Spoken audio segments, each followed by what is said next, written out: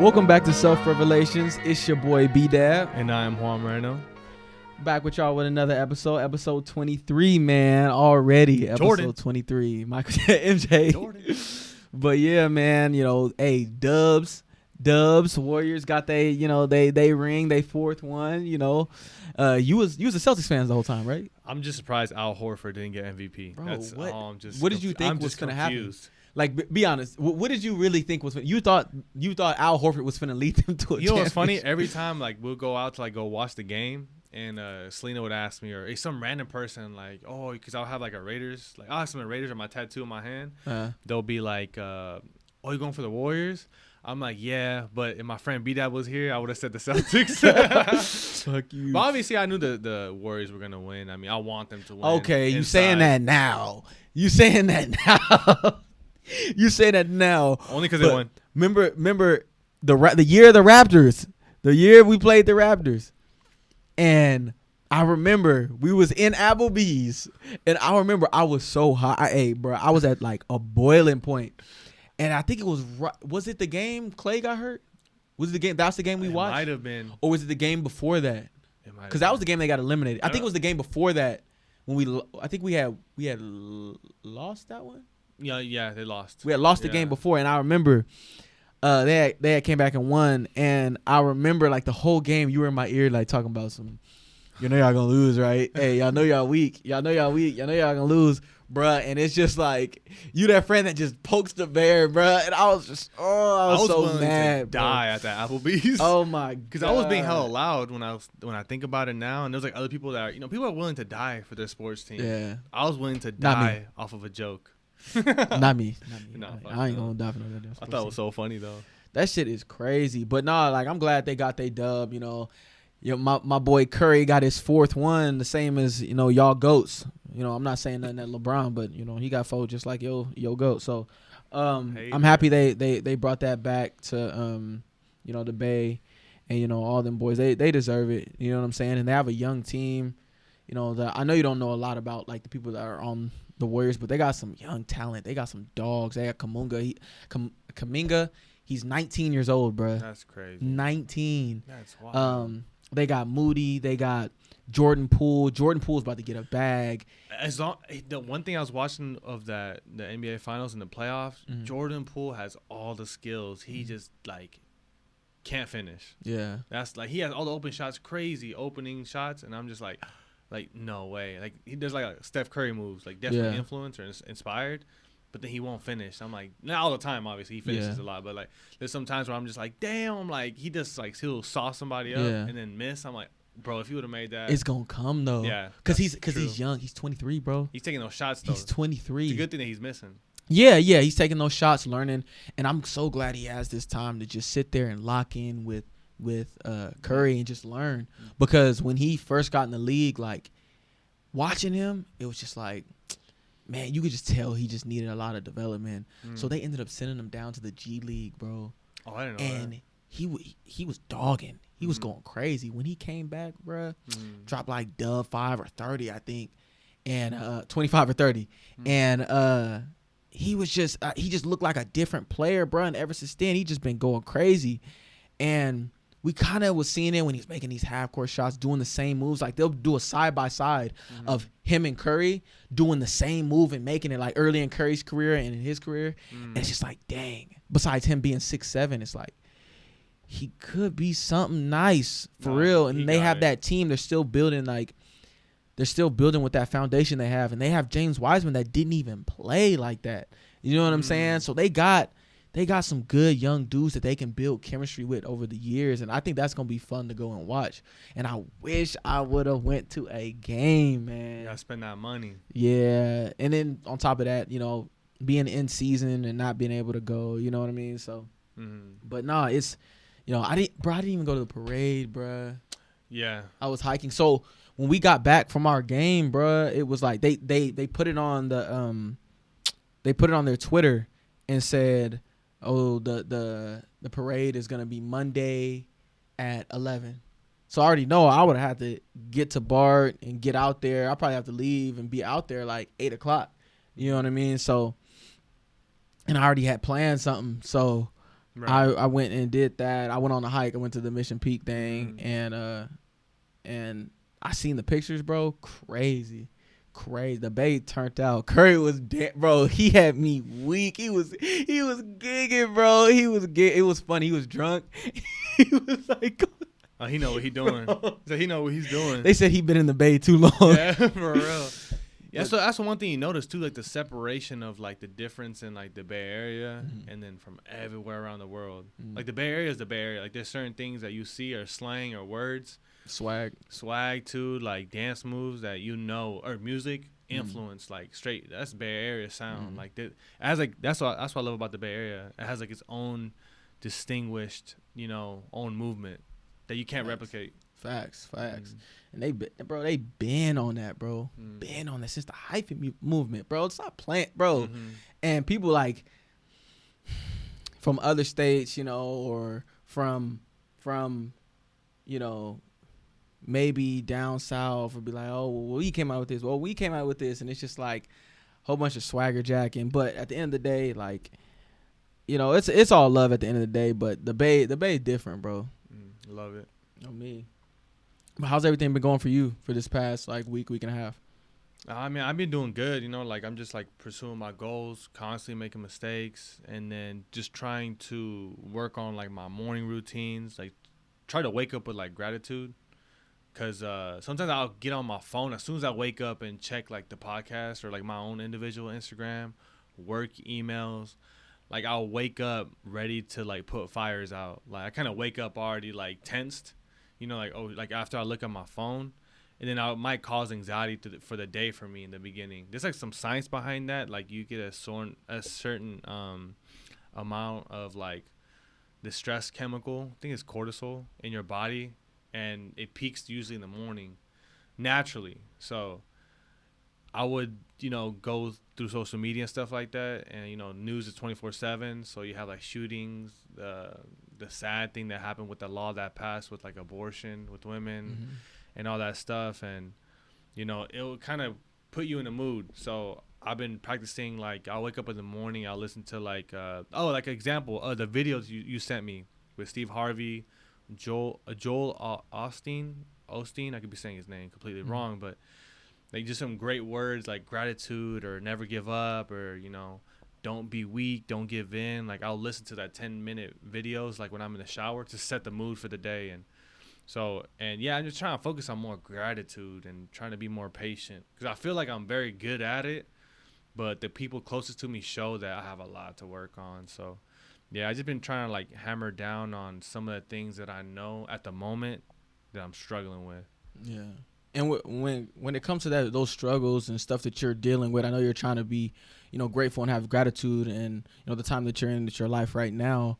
With the voices, because everybody, majority of people, from my experience, from the things that you've told me, there's always that negative voice that tries to pull you down. How do you deal with that when you're going through these tough times, or you're having trouble with, or whether if you're going through anxieties of life, or going through things in relationships, or with your career? How do you like block out that noise and stay on your grind? It took me a while, like years, to like fully at least get to a certain point where I'm not in those thoughts for too long, more than I need to, which was having shortcuts like cheat codes, affirmations that will, if an initial thought comes in where I start judging myself in my head, like, people refer it to like the judge, or the words of knowledge that's in your head from either people that, it could have been your dad when you were a kid, or your mom, your uncle, your brother, your teacher when you were a child or a teenager, that developed words that altered you from pursuing something or being yourself.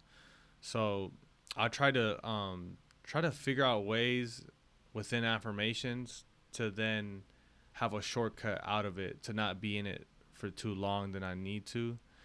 And it's still a struggle, like not every day, but like certain times or whatever, it'll like come into my mind where I'll start to even judge myself, like, oh, who are you to talk like that, or or you don't even know what you're talking about, or you know, I just like random, maybe just it could be the most randomest thing. You know, I'll be like super self-conscious of myself, even when nobody outside of myself actually gives a fuck what I'm doing. You know, I think it was Gary Vee. I had heard a video where he mentioned that you're so worried about your pimple that's on your face that you forget that other people are focusing and worried about their pimple. So at the end of the day, nobody really gives a fuck. People just gives their opinion.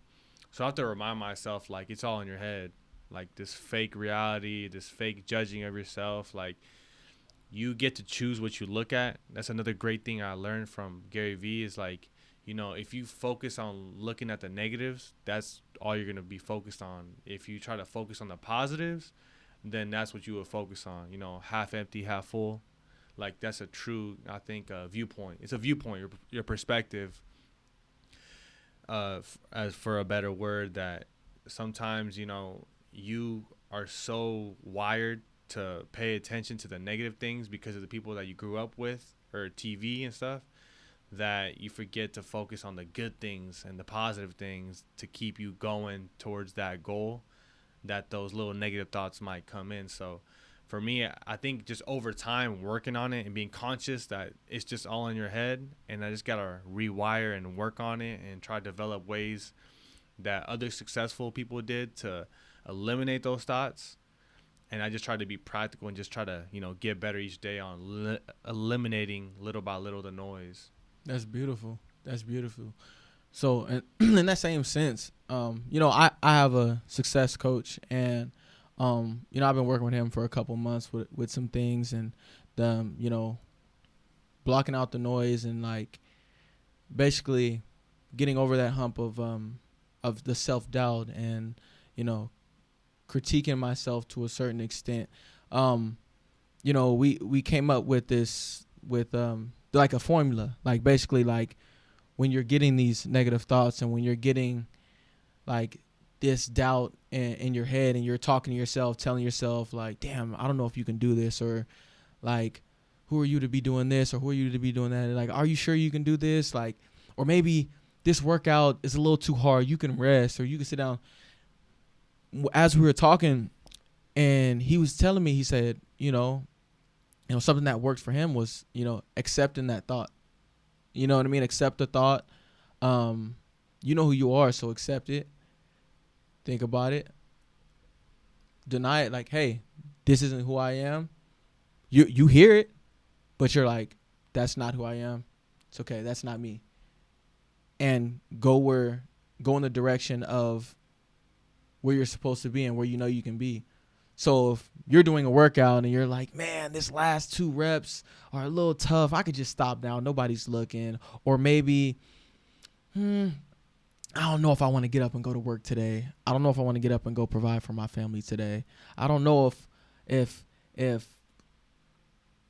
it's really worth it for me to get up, or anything on that lines, you know, accept that negative thought.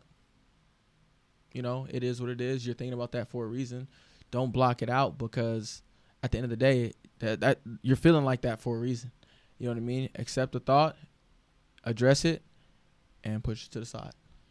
Yeah. So it's like you really do have to have some type of practical way of handling it. Mm-hmm. Like, you can't just let your thoughts and feelings control you in life. And you see that with a lot of people, even myself. Like, I think it's fair for us to say, like, a lot of stuff that we talk about is because we've been through it. Mm-hmm. So when I talk about, like, people that judge and people that critique and people that, it's because I did that. Yeah. Like, that's why I'm so good to be able to articulate it well, is because I've been through it. I've done it. I've seen other people do it. I've read it or heard it. But mostly I've went through that experience. So, and that's why it's important to, like, be able to, you know, identify yourself with other people. I look at everybody like that's just me. Like, that's just another version of me. If I was in their shoes, I'd be the same way. And for me, it's like, what are they not seeing that's stopping them? Like, that's why I love that trainer. I forgot his name, but he trained Michael Jordan. He trained Kobe Bryant. I think you know who I'm talking about. I just don't know his name. You've seen videos. I sent you videos, an interview maybe with him too. I think you sent me something with him. But I even have it as my alarm. It says, one of my alarms throughout the day, it says, your mind has to be stronger than your feelings. And so, you know, when you want to take that extra 5 minute sleep and snooze, even though you have 10 minutes to hurry up and get ready, but you want the extra five, you end up being more tired if you take that little 5 minute snooze, if you would have actually just woke up initially. So, and that's where your mind has to be stronger than that. Like, you have to do what's right instead of what's convenient, which is like an easy outlet, which is being lazy, basically. Like, you have to do the hard shit that a lot of people don't do to separate yourself. Like, you have to be unique. Like, that's one thing. I don't want to be like everybody else.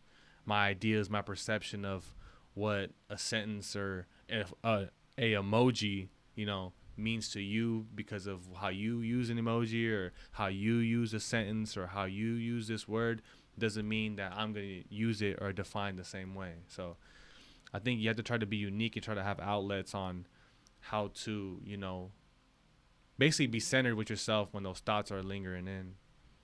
Okay.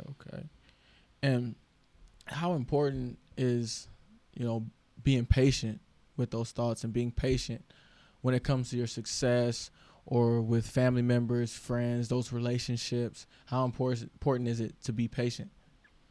Being important with patience, I believe, is being as important with the vision of where you're trying to go with whatever you're dealing in the moment, whether it's a goal or a relationship. It's like, well, where are you trying to go?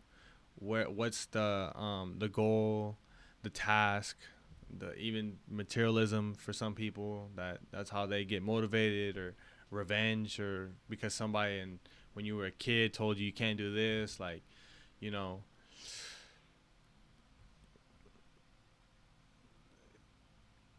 For me, it's easier to be patient when I have a vision, but it's still a struggle at the same time because you're working through your thoughts and then you're maybe absorbing that energy from somebody that's causing you to be impatient because maybe they're impatient. You want them to be at this level, but that's unfair because you get to two different people, whether it's a coworker or somebody that's on your team, whether your team might be in a corporate setting or it might be on the field or on the court, you know. Like, you need to develop patience in order for them to be, you know, at a certain level that you would like them, or for you to be able to articulate yourself to be a reflection how you want that person to be if they lack patience. So, and patience I don't think nobody has patience figured out. I don't think monks do. I think they could even speak to it. And even the people that are well read on philosophy and, you know, being centered and being zen, it's a constant struggle because you're going to have the initial feeling of being like impatient, but then it's like, how do you respond? You know, do you bring yourself back? Do you bite your tongue to be able to breathe and think through the thought before you say something? And like, I feel sometimes that like other people would see me or they might see a clip and people would think I have it all figured out or that I don't struggle with things that they struggle. But, you know, I'm struggling with the same things you are. You just might not see it. I am very open about it because I believe that it's not spoken a lot. People try to put this image that you got it all figured out and stuff. But, man, I'm far from that. Like, patience is one of the things that I'm constantly struggling with, but constantly getting better because of struggle. I'm struggling well, though, because I'm trying, you know. I'm not just like, oh, this is who I am, and I'm impatient. Nah, fuck that. Like, I'm trying to figure out what I can do to be more patient every day. I don't think I'll ever be fully patient, but that's the chase. And learning myself each day and learning people and being patient with them, that's exciting to me. That's beautiful. That's beautiful. And that's definitely not something that you can easily, like, just master. You know what I mean? Like, I've for the majority of my life, I've, you know, been around kids, as you know, nieces and nephews. And, you know, I kind of had to get forced into, like, being patient and not always being like, okay, if this doesn't get done in my time, like, I'm flustered. You know what I mean? So naturally, I kind of, you know, dealing with kids, babies, and all that, I kind of mellowed down. But it's still to this day, it's still tough. But like you said, like, it's a grind. You know, you're constantly gonna have that initial feeling, because, you know, that initial feeling, it'd be so toxic too. Oh my God, with the smallest things, you'll be just so ready to, like, snap. But you know, you gotta put on that new personality and just know like, okay, that's not who I am or what I want to be anymore. But as it pertains to gratitude to you, what is gratitude to you, and how do you put this into your daily regimen? Like, do you wake up every morning being grateful? Do you have this as a daily thing, or is this more of like a consistent thing, or is it not? To me, it's not consistent. No. One thing I know is I'm not consistent in a lot of shit. Like, I suck. Like, I am trying to get better and I'm doing better. One thing I am consistent that I can honestly say is this podcast, and then also like me improving myself every single day. Like, I always like to say, I think I got this from Jocko Willink, or maybe it was somebody else, but they were like, I'm on the get 1% better campaign every day. Like, that's what I'm on. I'm just trying to get better every single day. Even if it's the smallest thing, it's a perspective or a viewpoint, or if I can help somebody bring a smile, like, I'm just trying to be better. And when it pertains to gratitude, that's one also struggle that I have as well. It's one of the many. Like, I'm constantly, and when I say struggle, it's not a bad thing, you know what I mean? It's just something that I'm conscious that I lack and I can be better. I might have more gratitude compared to the other person and stuff like that, but I'm not focused on that comparing level, you know what I mean? I'm focused on, like, within myself. Like, you know, I can tell I'm not being grateful by the way I might treat a person at a certain moment, or how I'm treating the person at the current moment. And one thing right now for me, I know we talked about a little bit before, and I'm still working through it, so I'm not going to be fully bring it up in the air because, you know, I'm not, you know, married to the ideas yet, but I do struggle with my relationships, like with women, especially being grateful for them. Like, they can do so much stuff for me, and I could sometimes be ungrateful by finding something that I want that they might not be there yet, or I'm holding them to a standard that's unfair because we're not the same person, and my strength they might not have. It might be their weakness, and they may not be at that level yet of, you know, if they want to be, whatever skill or trait that might be that I need to push me. And that's kind of, it's selfish, I think, at the end of the day too. It's like, you know, I shouldn't need nobody to motivate me, and I am super self-motivated, you know what I mean? But, you know, I do get 1% better, but I might be looking for 5%. I might need somebody to tell me to not go out to the bar and, you know, go on that run that you said you wanted to do. Like, I need that sometime. And that person might be struggling too. So that one beer on that weekday is, it's kind of like it's like Coca-Cola for Warren Buffett. He makes millions of dollars, very family man, but he might drink something that people look at as unhealthy, but that moment gives him peace. So, and I think about, like, when it comes to gratitude, it's just I'm trying to create new habits now. Like, in the morning, how I was talking about earlier, I try to play a video that you sent me, and I try to play somebody that talks about gratitude that might have a new perspective on it that I haven't heard yet. You know, I only know what I got going on here or what I've heard, but there's a lot of shit out there in the world that I don't know, and conversations that I could have with people that are super gratitude on the way they move in life. So, like, as long as I study those people and play the videos or listen to my AirPods when, you know, I'm somewhere, if I'm driving, like, the more it'll instill and I'll get better. And that's one thing I feel that, you know, I can get better at, and in due time I will. And it's a constant challenge for me to cherish the people around me, you know what I mean? And it's a struggle, but I'm definitely trying. So what do you do when you try to be grateful, or you try to, you know, have patience, or maybe you have a goal that you might have for a day or maybe the week, and you don't get it done? How do you address that? How do you look at that? Do you look at that as a failure, or do you look at it as an opportunity just to get back on track and just try to attack it in a different way? Dang, that's a good question. The way you phrased it was good too, because you mix gratitude. So, like, I'm happy the fact that I actually fucked up, because then I'm able to see now, which is new, this idea that I've been kind of practicing, or this revelation, I guess you could say, is that sometimes I'm not positioning myself well to do that goal or that task. You know what I mean? Like if I'm, let's say tomorrow, right? I'm planning on going on a 5 mile run tomorrow right after work, but instead I choose to go to the bar.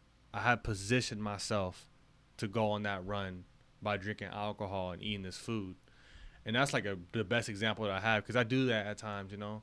Because, I mean, it's very stressful at work sometimes. I handle it very, very well, very stoic around the people, and they see it. But sometimes it weighs on me. So that beer on a Thursday, you know, is just like, it cools me down. It relaxes me. But running does that too. But it's easier to go to the restaurant and get the beer and the food, you know what I mean, than it is to go on that run. So, exactly. And that's what it is right there, right? I'm chasing a cheap. I'm chasing something that's cheap and that's stimulating just as much as a run. But the thing about that run is I feel so much better after than I do drinking. So it's like, okay, being aware of that, being aware of how I position myself to get that goal or whatever I need to do, analyze it. Don't be too hard on myself.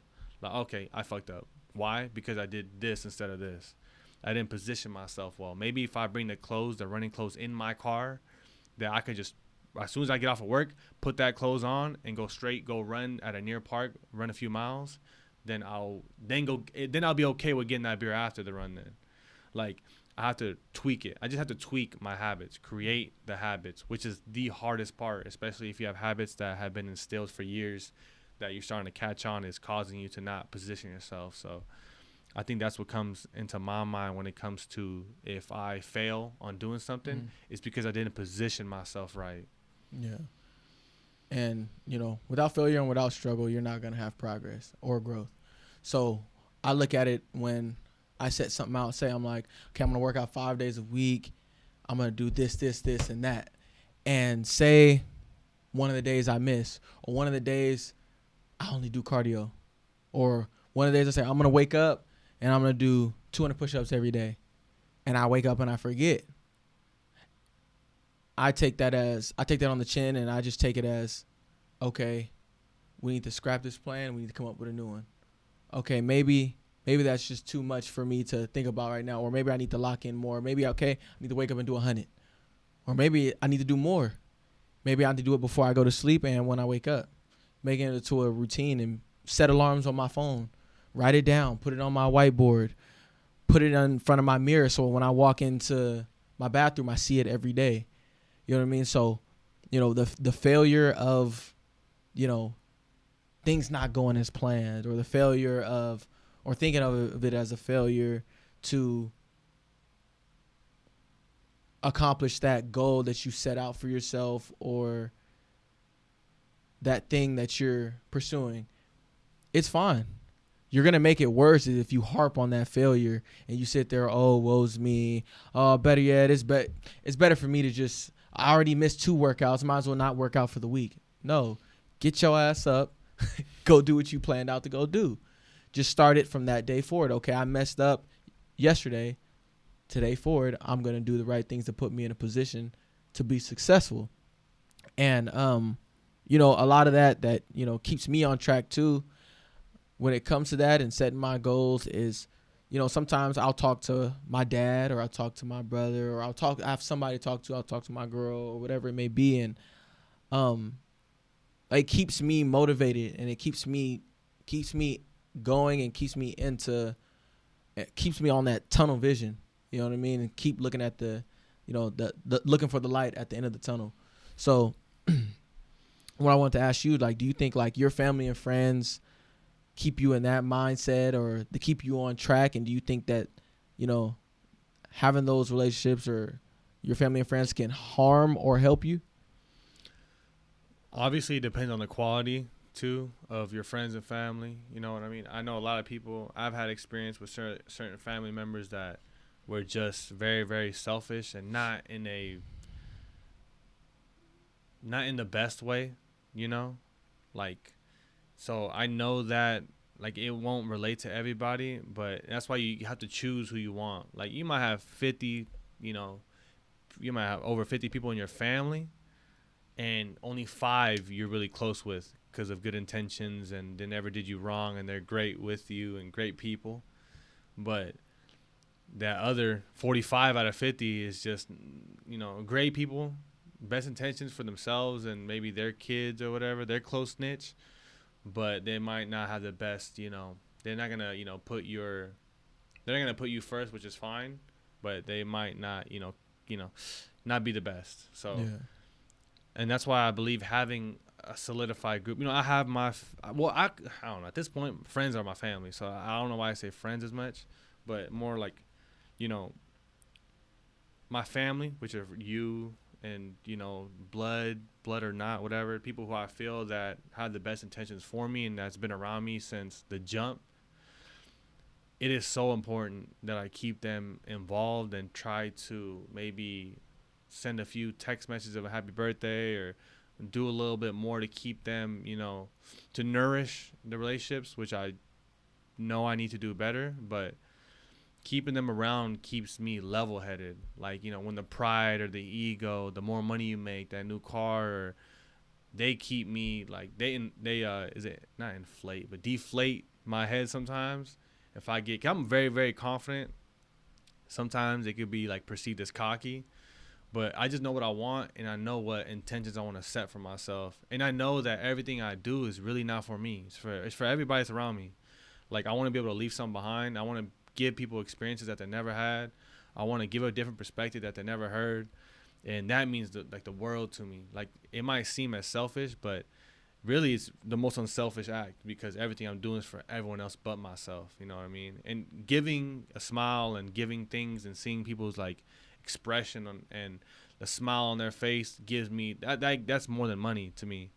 So keeping them around really keeps me level-headed, to keep me humble and to remember like my intentions of the reason why I'm pursuing these goals. I feel like you see a lot of people get lost when you don't have a family around or what you call friends, very close people, strong, that's part of your squad, I guess you could say too. Like, if you don't have your team around you, if you don't have a team, then you don't have a vision. So you're moving off of ego and pride. You have nobody that's checking you and nobody is telling you like, hey, that's not how you treat somebody. Like, you talk to the janitor the same way you treat the CEO. Like, you need somebody that's going to tell you like, hey, that's not cool what you just did. Like, you need somebody to do that. You don't want a bunch of people that, see the potential in you and are just willing to say, yes, you're right all the time and never check you, because then you will never see when you're doing wrong and you're not checking yourself and reminding yourself why you're doing what you're doing. So, like, keeping those people, around you that keep you grounded is such a necessity. It's a need for me. Like, I need it. So I need to make sure that, I keep them around me, because if I don't, you can get lost. So for people who maybe don't have a squad or have that core friends or that core circle that maybe can put them in a better space or motivate them to put them in a position to win, when looking for that, I know me personally, at least out of one or two of those people in your circle, you got to have a mentor. You got to have somebody that you can look up to, that can shoot you advice, that can be there for you, or has been where you're trying to go in that sense. And, throughout my success, I've had many mentors. I have one now, my success coach, Jerry Bezzetta, and I have, Dante Marsh, one of my defensive coaches, when I was at Modesto Junior College. And, he's been to the place that I'm trying to go, the NFL, CFL Hall of Famer, you know what I mean? And I'm trying to get to that space. So having them in my circle and having them as a person I can reach out to, besides my dad, besides, obviously you and, our friends, you know what I mean? Like, having those type of people in your life, it can put you in a place where you didn't even know you could be 6 months from now. So it's very critical and important for you to have that core squad with you and, build from that, build those relationships with them, help them when they're down. They're gonna help you when you're down, and you guys be there for each other, because it's all about, you know, keeping each other, you guys up, keeping yourselves up, and genuinely wanting to help one another and be there for each other. Yeah, and you see that in people, and I even caught myself doing it. Like, and sometimes it's true, and that's why people start to do this thing that I'm about to say, is that you would network with people that you never met, and they support you more than the people that have been around in your life. So sometimes you'll catch yourself, or you catch people that will nourish those relationships with those new network people that they see that it could be a gain or it could be opportunity if you just cater to them, or you're, you know, or just being genuine yourself. Like, the opportunities are going to show if you're a genuine person.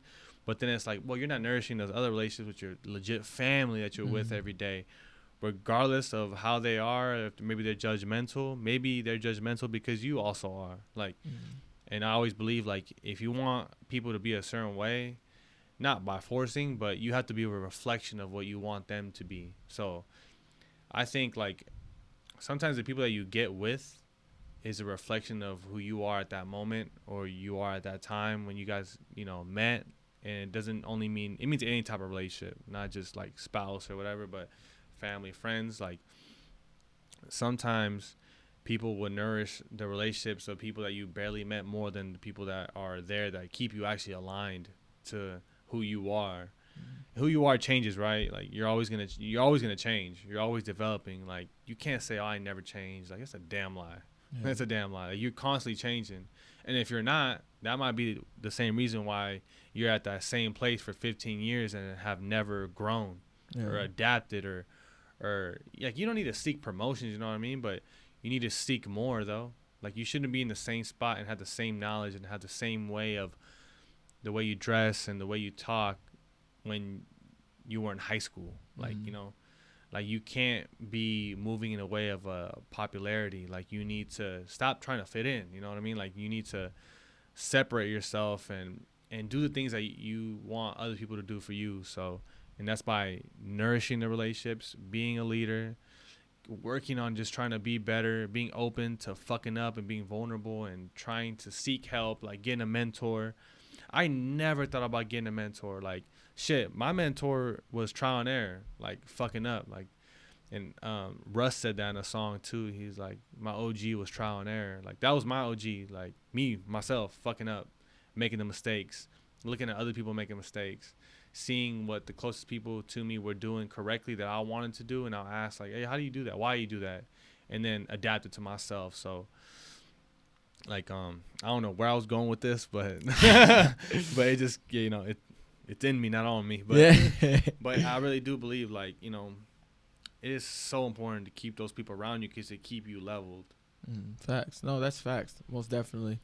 I think that's gonna wrap it up for this episode. We talked about a lot of good stuff. You know, thankful and blessed for us to have this platform and to have the people that are supporting us. You know what I mean? Like, it's almost surreal. Like, we were talking about before, you know, before we started this podcast today. Like, I feel like I blinked and looked up, and like, we have like a whole like group, you know what I mean, that supports us and is following our pages consistently, liking the podcast on YouTube, leaving comments and stuff like that. And like, it's all really appreciated, you know. And, you know, me and my boy, we putting in mad work for you guys and trying to put out content for you guys.